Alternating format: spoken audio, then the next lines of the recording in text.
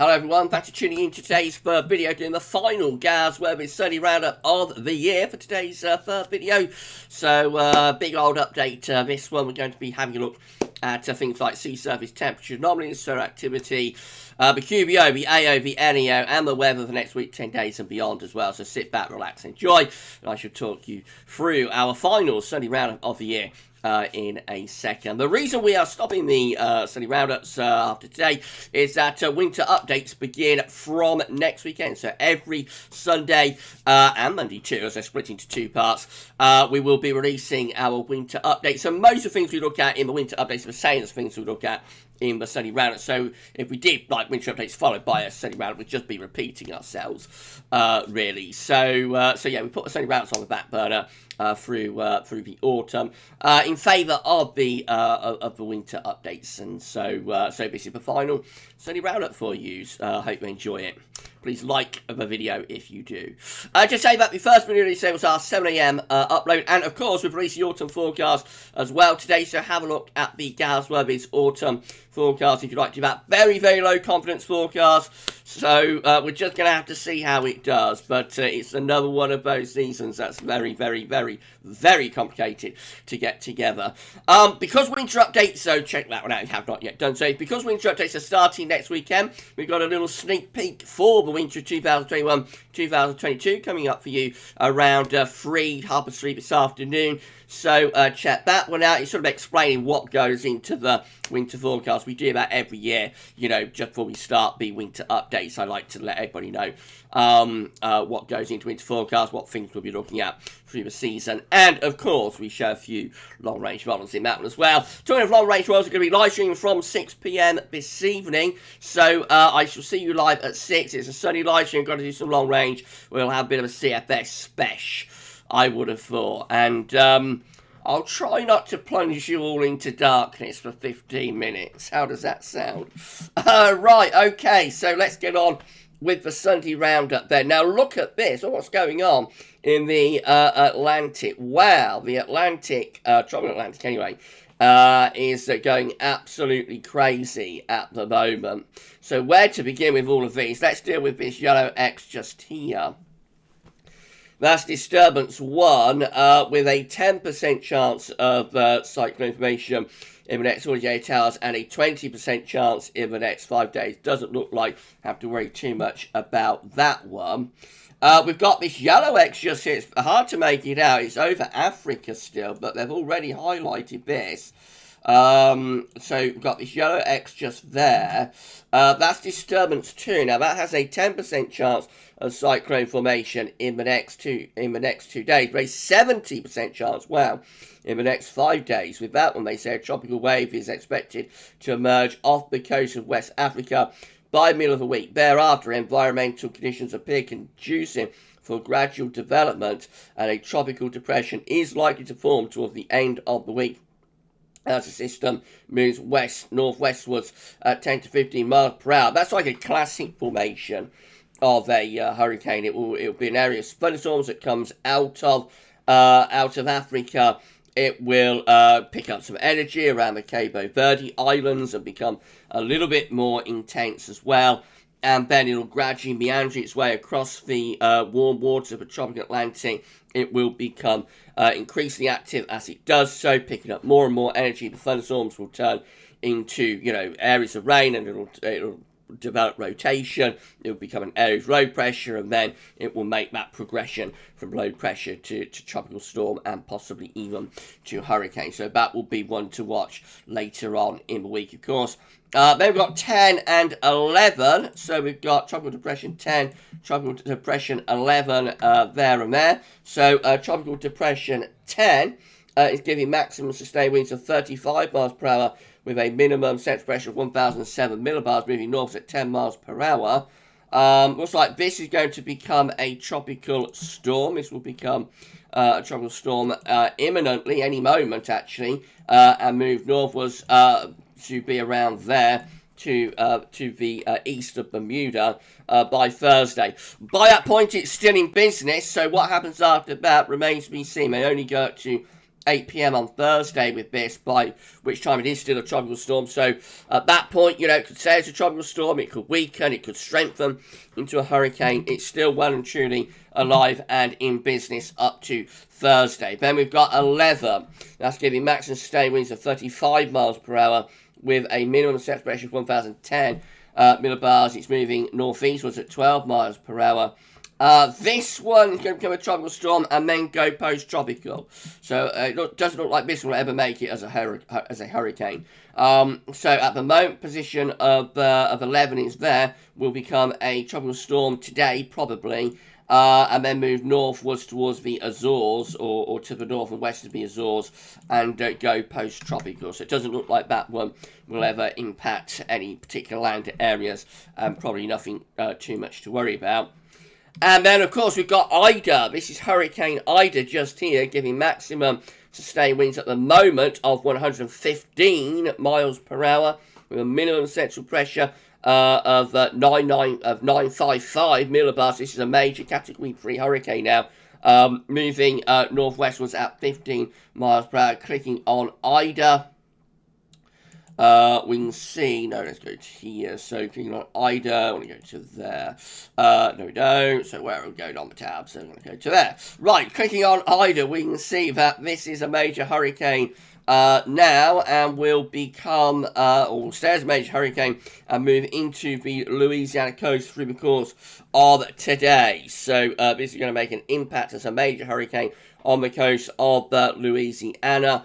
Will give all sorts of disruption and havoc and extremely dangerous weather conditions there. And then we'll move inland and become a tropical storm, tropical depression, and then go post-tropical by the time we get through to the middle part of the week in the northeastern part of America. So if we go here to discussion, we can see that this is being forecast to stay as a Category 3 hurricane. Just about, actually I think just about gets Category 4, so this is going to 130 miles per hour, maximum sustained in around 12 hour time. So that just gets it still into Category 4, actually. So yeah, this is still a Category 4 hurricane as it's making landfall. Wow, very, very powerful storm indeed. They're saying that with this one, there is a danger of life-threatening storm surge inundation, certainly along the coast of Louisiana, Mississippi, and Alabama within the storm warning area. Extremely life-threatening inundation of 9 feet or greater above ground level is possible somewhere within the area of Morgan City, Louisiana, to the coast of Mississippi. So that looks really bad. Obviously, point number 2 is Ida is expected to be an extremely dangerous major hurricane when it reaches the coast of Louisiana. Hurricane force winds are expected on Sunday in portions of the hurricane warning area along the Louisiana coast, including metropolitan New Orleans, with potentially catastrophic wind damage possible where the core of Ida moves onshore. Actions to protect life and property should be rushed to completion in the warning areas. Not many hours now before this is going to hit. Point number 3, damaging winds, especially in gusts. So if you've got gusts, got maximum sustained of 130 miles per hour, you will get gusts going to around 160, 170 miles per hour. Extraordinarily powerful storm this. Damaging winds, especially in gusts, will spread inland near the track of the center of Ida, across portions of southeastern Louisiana and southwestern Mississippi tonight and into early Monday. These winds are likely to lead to widespread tree damage and power outages. And point number 4, Ida is likely to produce heavy rainfall Sunday into Monday across the central Gulf Coast, from southeast Louisiana and coast of Mississippi to the far southwestern Alabama, resulting in considerable to life-threatening flash flooding and urban flooding, and significant river flooding impacts. As Ida moves inland, significant flooding impacts are possible across portions of lower Mississippi, Tennessee, and Ohio valleys through to Wednesday. Sounds serious, doesn't it? So if anybody's watching from that part of America, stay safe. Heed the warnings from the National Hurricane Center and you know, your local government bodies, and just look after yourself and stay safe. This is going to be hitting within the next few hours. I would have thought they're already probably starting to see the first, or feel the first sort of gusts from this, and perhaps get the first sort of bands of rain from it. But this is going to get much, much worse as the day wears on. So yeah, going to be a wild day tonight down there on the Gulf Coast. So if anybody's there, then look after yourself. Right, so we've already done like a full update, and we've only been looking at the situation in the Atlantic so far. Let's move on and have a look at what's going on with solar activity then. So this episode, this is looking on outside this today from soham.net. We've got 4 sunspot regions actually. So this is the busiest it's been for a while. I think quite a big cluster of sunspots there. No one down there. And Soham is reporting, so this is from Soham.net, Soham is reporting that the solar activity has gone up to moderate levels. So they have moderate levels of solar activity today. And yeah, so there we go. Moderate for the first time in quite a while on the solar disk, on our side of this today. Now, who am I today on this final GavsWeatherVids Sunday Roundup? Let's have a look. Oh, it's Gav Gibson as Braveheart. Wow. Thank you so much, Rich, for turning me into Mel. Wow, I'm Mel. Who would have thought that? Right, okay, so this is how the current stretch of sunspots is looking. So the current spotted stretch is 56 days, that is 23% of the year, and the current spotted stretch though is 0 days, because of course we've got this moderate level of the sunspot activity. So it's comparable to like the, so that's 23% of the year. It's comparable to 2010, which is the last time it's like in year 2 of the solar cycle, solar cycle number 24. That had 51 days without sunspot activity, about 14% of the year. So the percentage is still holding up, actually. The percentage is still holding up there at 23%. Actually, very interesting, this second year of solar cycle number 25 is going to have a higher percentage of spotlessness compared to 2010, the second year of solar cycle 24. So from purely a sunspot number perspective, this is actually a weaker solar cycle now. 25 is a weaker solar cycle than solar cycle number 24. Of course, that doesn't say what the strength of the sunspots are when they're forming, though. So it could be that sunspots we're getting now are stronger and more impactful than they were in 2010. But from, purely a raw number, the amount of sunspots we are getting, 2021, year 2 of solar cycle 25 will be a weaker year compared to year 2 of solar cycle 24 in 2010. So it's going to be interesting to see how this all plays out. And of course, we will keep a very, very, very close eye on solar activity when we begin winter updates from next week, because solar activity, the reason we look at this, and I don't know if I explain it, but the reason we look at solar activity is that there is a connection between low sunspot numbers, and particularly solar minimum, and the years after solar minimum, like year 1, year 2 after solar minimum. There's a connection there between an increased risk of northern blocking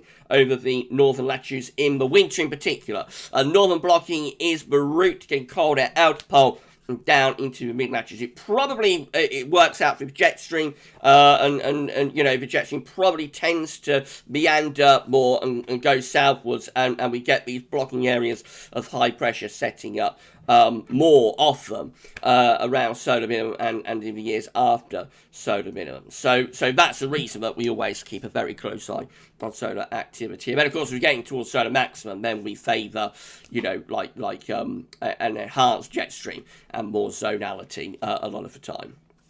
So solar activity is always a very important factor within the winter updates, and we will keep a really close eye on that.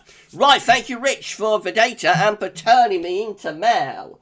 Right, here we go. This is how the oceans were looking when we did last week's Sunday Roundup. So we've got 3 areas of interest. As I said last week, we will be looking at the Indian Ocean as well. in the winter updates. We're not going to look at that today, but from next week onwards, when we start winter updates, yes, we will look at the IOD, Indian Ocean Dipole, once again. But for this update, we're going to focus on the Pacific and the Atlantic. So we've got 3 areas of interest. We've got the ENSO region just here. We've got the Northern Pacific over there, and we've got the Northern Atlantic over here. So that's how the oceans were looking when we did last week's Sunday Roundup. Let's have a look, shall we, at the very latest. Here we go.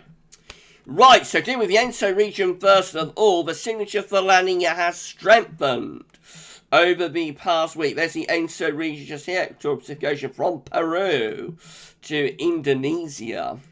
You can see that clearly we have got a La Nina signature in the central part of the equatorial Pacific Ocean. I don't think that's greatly changed, actually, from last week. So that's more or less stable. But what has happened is that the warmer than average area of sea surface temperature anomalies over here in the eastern part of the equatorial Pacific Ocean we had last year, over towards the Peruvian side, that warmer than average area has cooled quite significantly, actually, over the past week. It looked very strange, didn't it? That area, that warmer area within generally quite a cold equatorial Pacific. So it looked a bit bizarre. And now we see that the eastern part of the equatorial Pacific Ocean has also cooled down and now is on trend with the rest of the equatorial Pacific Ocean. So it looks like La Nina is well and truly developing here. It's well and truly on its way. And yeah, so La Nina coming back. Going northwards into the northern Pacific, let's have a look at the situation last week. So that's the situation in the northern Pacific Ocean last week, and particularly focusing on the northeastern Pacific. This is the situation this week. Not much change there, and if anything, it's warmed up a little bit around the coast of Alaska and Canada and northwestern America. So that we're waiting to see whether this area cools down. Generally, when you have a La Nina, and of course we had a La Nina last winter, we've got another developing La Nina for this winter. Generally, La Nina will have a cooling effect on the wider ocean. With La Nina, you have to think that you're turning the thermostat down. Basically, one of the ways that the Earth controls and regulates its own internal temperature and thermostat. So when you have El Nino, the Earth is turning its thermostat up and releasing heat via, the equatorial Pacific Ocean, and then that heat gets transported around the wider ocean circulation, particularly the Pacific, but it can warm the Atlantic as well, actually. And when you have La Nina, you sort of turn the thermostat down, and that should have a cooling effect on the wider Pacific Ocean in particular. It was quite a weak La Nina that we had in the winter, and at the moment it's quite a weak La Nina that's developing again. So that probably explains why we still have these warm and average sea surface temperatures in the Northern Pacific. But nevertheless, you'll probably expect over the next 2 or 3 months that the Northern and Northeastern Pacific will start to cool down a little bit. And I suppose the first sign of that will be this area just here, north of the equatorial Pacific Ocean, but not in the far northern Pacific. That area getting colder. So I would expect that starts to get colder, and then this wider part of the Northern Pacific should begin to cool down over the next 2 or 3 months. But it will be interesting to see how that works itself out. And then going into the Atlantic, that's how the Atlantic Ocean was looking over here now. Of course, that's how the Atlantic Ocean was looking when we did last week's Sunday Roundup. This is the latest, just a generally warm Atlantic Ocean still, really. So it's significantly warmer than average to the south of Greenland. The tropical Atlantic looks quite warm. It's so that's prime, for more tropical storms and hurricanes, as those areas of low pressure and thunderstorms come across the warm waters of the tropical Atlantic. In between, it's a little bit cooler, but still generally quite warm even there as well. We haven't really got a tripole, but it could go in that sort of direction. Of course, we'll keep a very close eye on that over the course of our winter updates. This is how the SOI is looking. So the Southern Oscillation Index is just an index that's reflecting the atmospheric state in the Southern Pacific Ocean, not driving anything in its own terms, just tells us what the atmosphere is doing So when the SOI is in its positive phase, the atmospheric setup will be reflective of La Nina. When the SOI is in its negative phase, the atmospheric setup will be reflective of El Nino. It's measuring air pressure between Darwin and Tahiti. This is from Queensland government. Right, so these are the columns just here. This is for column for Tahiti, this is column for Darwin, and then this is the overall SOI number. You can see we are solidly positive with the SOI now. So we've got the 19th of August there, going out plus 8. We've got 20th of August going out plus 13. 21st of August plus 11. 22nd of August plus 3, a little bit weaker. 23rd of August plus 4, plus 5. That's a little bit weaker too. 24th of August, a little bit stronger, plus 12. 25th, plus 10. 26th, plus 5. 27th, plus 5. 28th, plus 4. And then the latest day, because they're ahead of us in Australia, 29th of August, comes out at plus 13. So all numbers are positive. It's just waxing between weak positive and more moderate or strongly positive, but clearly the atmospheric setup is sort of slipping into a La Nina type setup, and I suppose that's probably the reason that we saw a bit of a cool down taking place in the eastern part of the equatorial Pacific Ocean over the past week, because the atmosphere looks like it's now starting to couple up with the ocean. The ocean already wants to go in the direction of La Nina, and it looks like the atmosphere and the ocean are coupling up with one another, and that will allow the La Nina to develop, I would have thought, over the next couple of months. We're very late on in the year now, so I don't think La Nina will it won't go to strong levels. It could just about go to moderate values, I suppose, but I would suspect the most likely outcome is going to be another weak La Nina. This is the SOI, how the SOI 30-day average is looking, this red line here. So you see we did see a reduction in the strength of the positivity of the SOI. Back at the end of July, it was around plus 16. Now it's around plus 3. I would expect that to start taking off again, actually, in the next few days. The 30-day average does move around quite a lot, because it is a 30-day average, so it does reflect, those day-to-day changes. The 90-day average, which is the yellow dashed line, that moves around much less, and that's just, quite solidly weekly positive at the moment, reflective of that weak La Nina state, I suppose. It's how the CFSV2 is forecasting La Nina to develop, or ENSO anyway, to develop. It is going for La Nina. So we've got our temperature anomalies on the side, but dates in month periods are along the bottom. So you can see where we are right now is like on the border of ENSO neutral to La Nina. The all-important number is half a degree below average. That's the all-important number.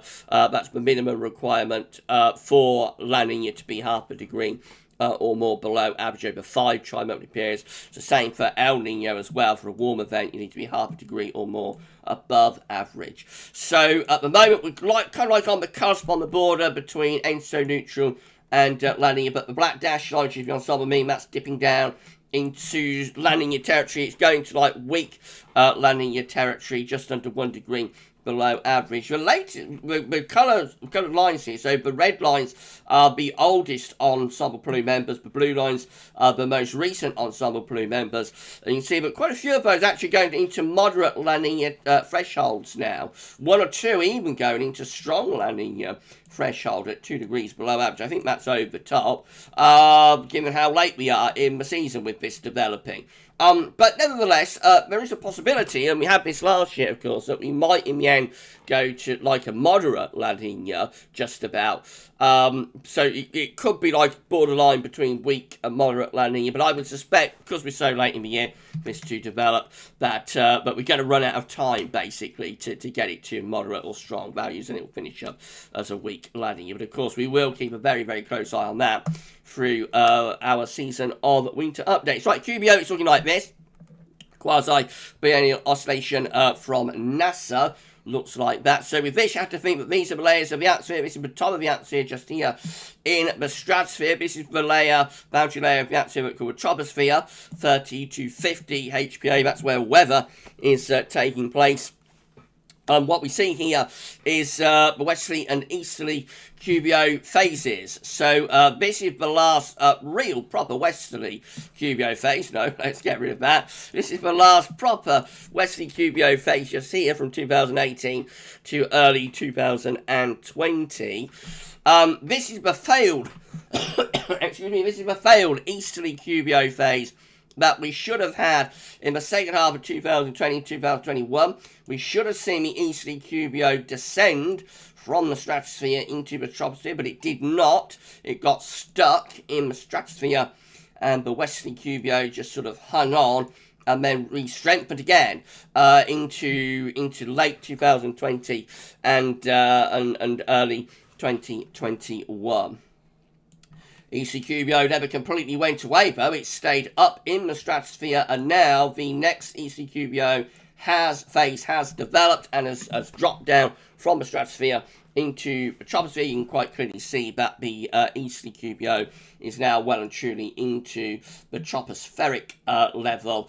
And that's going to continue. You know, the ECQBO will carry on through the remainder of the year and will continue to strengthen. And by the time we get through to the winter of 2021-2022, the easterly QBO will be a strong and mature sort of easterly QBO. You can see that right now the ECQBO is like all the way from the stratosphere to the troposphere. So remember, this is the top of the stratosphere just here at 10 HPA.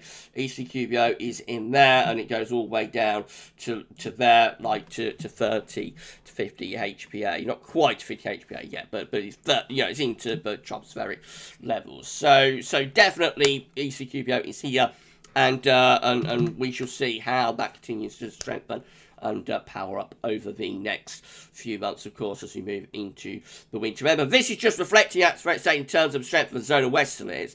So when you're in a westerly QBO, you strengthen the zonal westerlies. Essentially, you strengthen the zonal signal for the northern hemisphere.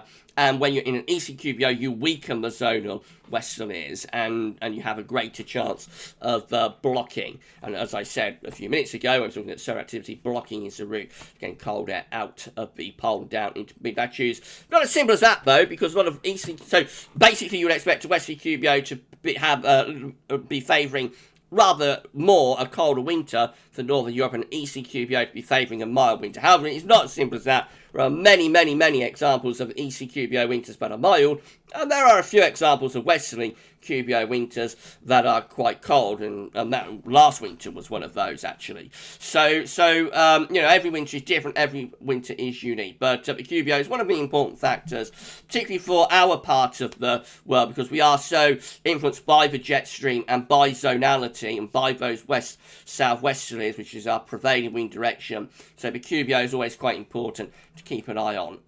through into the winter. Right, let's have a look at the Arctic and North Atlantic oscillations then. Kind of related, I suppose, to the QBO in some degree, in that the AO in particular, and also the NAO, though, to some degree, is telling us how westerly and how zonal the atmospheric setup is. So this is how the AO is currently looking, Arctic oscillation. So black line shows where we've been with the Arctic oscillation, red lines at the end with GFS ensembles forecasting the Arctic oscillation to go through most of the summer. The AO has been in a positive phase. At the moment, though, the Arctic oscillation, which shows that we have low pressure, we've had quite a bit of low pressure over pole, not all that much northern blocking this summer. At the moment, though, the Arctic oscillation is in a negative phase, actually. So clearly the blocking signal has increased a little bit over the past week or so. And the GFS ensembles, which have red lines at the end, they're forecasting that the AO will go more negative, actually, around the beginning of September. So the blocking signal strengthening into the start of, into the beginning of opening day or so of September. But then it looks like we're swinging back into positive territory with the AO as we go beyond that, through the first couple of weeks of September. So, yes, so it's a bit of blocking at the moment, and that may strengthen a little bit, but actually it looks like that blocking will then go as we get further on into September, and we'll see the AO becoming increasingly positive. The NAO is the same idea. Black line shows where we've been with the NAO, red lines at the end, where the GFS ensembles are forecasting NAO to go. This time we're measuring air pressures between Iceland and the Azores.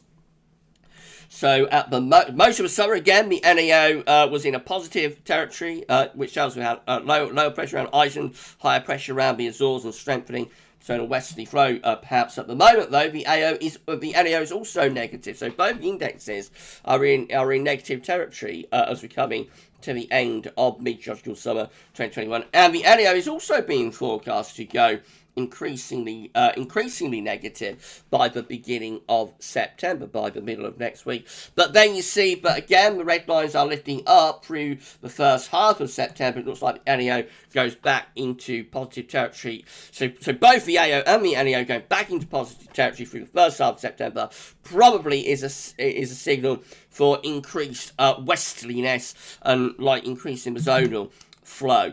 And that can mean two things in September. It might mean we go into a very wet and windy spell of weather with low pressure rattling in from off the Atlantic. It could mean that the Azores high just strengthens and ridges in to west of Europe. If that happens, it gives us quite a dry and maybe relatively warm first half to September. So that is all to be revealed, what the impacts of this change to positivity of the AO and the NAO will be as we go through the first half of September. Right, let's do some forecasting then, before we wrap up this final sunny roundup. So these are the GFS upper air temperature and precipitation ensembles for London. The red line is the 30-year upper air temperature average for London. We're starting off a little bit below average at the moment. However, the upper air temperatures will be lifting up over the coming week. The first days of September are going to be quite warm, with above average upper air temperatures. Anyway, how warm it is on the surface obviously will depend on how much cloud we have. We have had a lot of cloud, especially in eastern areas over the past few days, and of course that limits the potential, particularly at this time of year when the sun is already starting to weaken and the heat's beginning to drain out of the atmosphere a little bit. So it will, how warm it gets will be dependent on how much sunshine there is. But certainly from an upper air temperature perspective anyway, they're going above average. Into the second week of September, up to the middle of the month, there's a little bit of a cooling trend appearing there. That's extended range. Very dry as well over the next week. Barely any, or there's no measurable rainfall really to be seen there. From around the 5th, 6th of September, a few precipitation spikes begin to reappear, and it does look as though second week of September might start to sound a bit more unsettled. But again, that's all extended range. It's a long way off, and I think we need to wait a few more days to determine whether we will go into a more unsettled spell through the second week of September. But certainly the first week of September is looking really quite dry, and potentially, depending on sunshine, relatively warm as well. Temperature anomalies from the 29th of August, 6th of September, a little bit above average, particularly for northern parts of the country, and the precipitation anomaly from the 29th of August, 6th of September is drier than average, and again, especially so in northern areas. Maybe not quite as dry with the percentage to average as we've seen over previous days with these charts. Might indicate there's a few showers beginning to break out late on in the period, perhaps. Latest wind flow map from earth-nullschool.net shows that we are still being dominated by high pressure. The high pressure is sitting over into the northwest of the country, and around that we're bringing in the wind from more of a north-northeasterly direction. So we're going to, there's a little bit more sunshine around today, actually, for like the Midlands, central, southern, southeastern England. But by tonight, that cloud will be returning from the North Sea, and Bank Holiday Monday, I'm afraid, does look pretty cloudy across many parts of the country. Right, let's start going through the generic charts then. This is how the UK Met's looking from the weather outlook for Wednesday. We're dominated by high pressure sitting over to the northwest. That high pressure will still be dominating weather through the rest of the week and into weekend as well. That's Saturday, still dominated by the high pressure. But by the very end of UK Met, which is midnight on Sunday, the high pressure is slipping to Scandinavia. Low pressure is beginning to move towards western parts of Ireland. That might be a breakdown of the area of high pressure around the 5th or the 6th of September, something more unsettled. That is as far as we go with the UK Met today. This is how the GFS midnight run is looking. Again, high pressure will be dominating the weather over and to the northwest of the country on Wednesday. Still dominated by high pressure on Thursday and Friday. To Saturday, high pressure still dominated but weakening a little bit. Sunday, some lower pressure just starting to move into the western part of Ireland, could bring some rain across the country from Sunday through to Monday, 5th to the 6th of September. Beyond that, high pressure starts reaching back into the southwest again, turns us mainly dry, and we get this ridge strengthening then as we go to the end of the first week to the second week of September. We're beyond day 10 now, but we're back under quite a big ridge of high pressure turning drier and warmer there. Notice all of this down here. That's like 2 tropical storms and or hurricanes down there. Excuse me, close to the Azores. Wow. What impact that has, remains to be seen. In the more extended range, actually, the ridge breaks again through the second week of September, and we go into a much cooler and showery spell of weather. Actually, I'm quite unsettled with the GFS midnight run by the middle of September, which gets us to the 14th. Again, how seriously we take that with so much going on in terms of tropical storms and hurricanes and whatnot remains to be seen. But it is quite a significant change with the GFS today on a lot of the GFS output, in that the second week of September does start significantly more unsettled. GEM looks like that, so high pressure again at 1 trillion control on Wednesday. High pressure gradually weakening as we go in towards next weekend. Lower pressure trying to come in from off the Atlantic. Yes, we do bring some low pressure in there from the 5th to the 6th of September. That will bring some spells of rain. And by the time we get through to day 10, again, we're looking a little bit unsettled, I have to say. Although the ridge is just to our east, so maybe that ridge will come back beyond that for a while anyway, in the second week of September. And then we've got the ECM again, looks like that high pressure well and truly in the ascendancy through Wednesday, Thursday, and into Friday as well. Into the weekend, the high pressure just starting to weaken enough to allow this low to begin to move in from off the Atlantic. We start to look more unsettled as we approach day 10. It's Monday the 6th of September, low pressure to our southwest. So yes, definitely got a more unsettled look to the weather there. And actually turning really quite unsettled by the time we get through to the 8th of September. Look at that over here in the far left-hand corner of the chart as you're looking at it. That looks like a very, very powerful hurricane that's moving into the North Atlantic there. So much going on in the Atlantic, and of course this does add extra layers of uncertainty, and just going to have to wait and see how it plays out. This is the precipitation forecast based on that ECM run from Tavecho.com. A lot of dry weather to come over the next few days, but eventually, look at this, we start getting some rain moving in by next weekend. Haven't seen that for a little while, and we actually turn quite unsettled around days 8, 9 and 10. We will show you the CFS, we'll show you what's on within the ECM ensembles and the CFS V2 weeklies in our live stream from 6 o'clock. The last thing we're going to look at for this final Sunday roundup is this. This is the latest CFS V2 700 millibar height anomaly for September.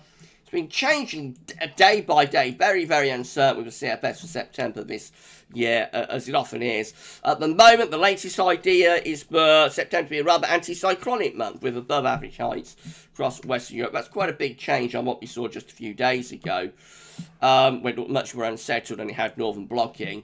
Temperature-wise, the anomaly is very close to average, and precipitation-wise, again, very close to average. All we have no signal, really. So September is to be revealed, I think, still. We still don't have a clear-cut signal for September, and it does look as though things might go a little bit more unsettled in around a week's time. How long that lasts, remains to be seen. And the wider story, of course, as always is in September, the wider story is what's happening in the tropical Atlantic with these storms and hurricanes, which adds extra layers of uncertainty. As I said in the autumn forecast, at the moment, the way these hurricanes are working, for us, seems to be to promote high pressure in the northern part of the Atlantic. But that doesn't necessarily mean that will continue to be the case through the whole of September and into October. At some point, one of these storms could, invigorate the jet stream and demolish the ridge, and we might find ourselves going into a very, very wet and unsettled spell. It's not impossible that we could do at some point in the next few weeks with so much going on in the Atlantic. So the thing that has given us this big ridge of high pressure, one of the things I think that is responsible for this big ridge of high pressure, which is the tropical storms and hurricanes. In the end, they might be the thing that destroys the ridge and the area of high pressure. And possibly we're already seeing indications of that, you know, for next weekend. So we'll just have to wait and see what happens. Right, that's it then. So if you enjoyed this final GavsWeatherVids Sunday Roundup of the year, then please do smash the like button. Make sure you are subscribed to our channel. You're going to be able to see future weather content if you do that. Tell your friends and family to subscribe as well, and drop a comment and let us know what you think about this and all of our videos. Thank you so much, everyone, for doing that. We're going to put around 50 subscribers to get ourselves to 11.9k with this very quiet static weather. Subs have slowed up a little bit, but I'm sure they'll pick up as things get a little bit more livelier, hopefully, into September. I hope they do, anyway. But yeah, we're going to put around 50 subscribers, so please give us a sub. Get to 11.9k, and of course, the ultimate target is 12k subscribers. Thank you so much, everybody, for doing that. Right, that's the final GavsWeatherVids Sunday Roundup of the year. Not done with the content, though, because we're going to be back in a couple of hours' time with our little sneak peek for winter 2021-2022 and explain what goes into winter forecast ahead of next week's winter updates commencing, of course. I'm going to be live streaming from 6 p.m. This evening, so I'm sure you'll have questions about this Sunday Roundup. I'm sure you'll have questions about the autumn update as well, so I'm going to do my best to answer as many of your questions as I can. And it's a Sunday live stream, so we will show some long range. I think I have a CFS special today. For this last GavsWeatherVids Sunday Roundup will be back in the new year, by the way. But for this last Sunday Roundup of the year, that's all for now, and thanks for watching.